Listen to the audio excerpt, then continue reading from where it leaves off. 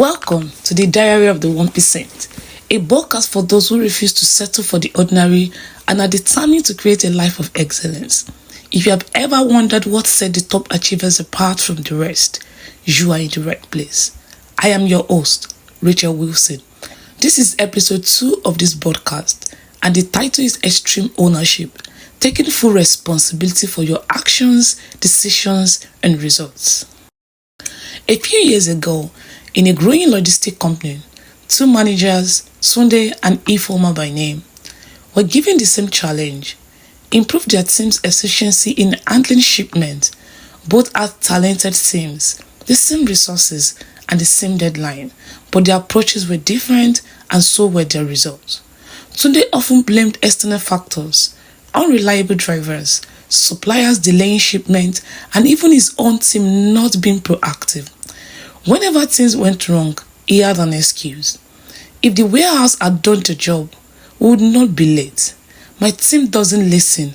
I can't do everything for them. On the other hand, Ifeoma took full ownership.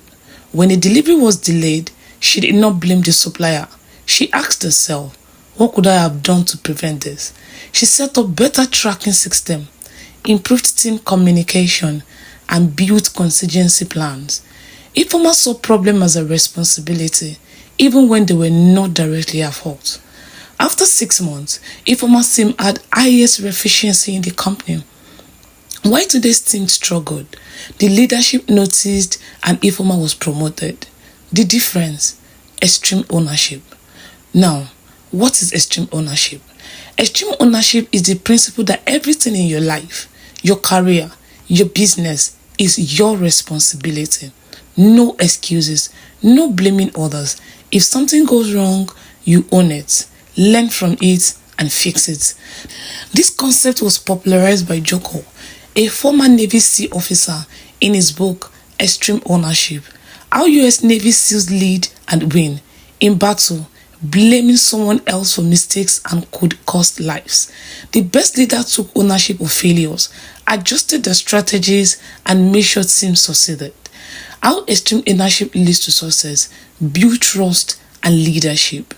When you take responsibility for everything in your role, people trust you more. Imagine a business owner who always complains and blames the economy, customers, or employees for losses. Compare that to another who says, I need to improve my marketing, train my team better, and adapt to market trend. Who would you rather work with next? Secondly, it drives problem solving. If you see every problem as a problem, you stop waiting for others to fix things. In business, if sales are dropping, instead of saying the market is bad, an extreme owner asks, how can I change my approach? They test new strategies, learn from their failures, and they keep moving. They do not blame anyone or put their failures on people. And thirdly, it helps you grow faster. People who take extreme ownership learn faster because they aren't afraid to admit mistake. If a career professional blames office politics for not getting promoted, they stay stuck. But if they ask, what skill do I need to develop? How can I add more value?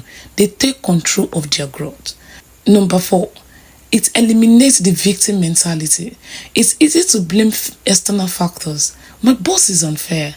The industry is tough. I wasn't given a chance. But successful people don't think that way. They ask, what can I do differently? Practical step to apply extreme ownership: stop blaming, start owning. Anytime you catch yourself blaming something or someone, pause and ask, what can I do about this? Secondly, focus on solution, not problem. Instead of saying, this is unfair, ask, what is the next best action? Pay attention more on the solution. Put your energy on solving that particular problem instead of talking about the problem over and over again without solution. It will not still move you forward. Number 3, seek feedbacks and learn. Seek feedbacks and learn. Ask mentors, bosses, or customers, what can I improve, and act on it. The truth is, there's nothing you are going through in your career, in your professional space, in your business that is new. At one point or the other, those ahead of you have gone through it. They faced their challenges and they overcame it, and that is why they are ahead of you. Number 4, be proactive, not reactive. Plan ahead, anticipate challenges, and have backup strategies. Even in business negotiation, there's something that we call BATNA, best alternative approach. That means that for any deal you try to close, you make an alternative in case, what if this negotiation fails? What if I did not win this negotiation? So you have to be proactive in everything you do, in planning for your career, in your business, and in your profession. Be proactive, not reactive. Think ahead, have alternative plan, have backup strategies in case if things did not go as planned. And I've learned from project managers that no project goes 100% as planned. Take full responsibility for outcome. Whether you succeed or fail, own it. Learn from mistakes and move forward. Today, an informer had the same challenge, but only one succeeded. The difference, one made excuses, the other took full ownership. Extreme ownership isn't just a leadership principle. It's a mindset that transforms career, businesses, and lives. The moment you decide that everything is your responsibility, you become unstoppable. So here is my question for you. What one area in your life where you need to take extreme ownership today? That's for today's episode. If you found this valuable, share it with someone who needs to hear this. Don't forget to subscribe for more insight on personal and professional growth. Until next time, take the ownership and keep growing.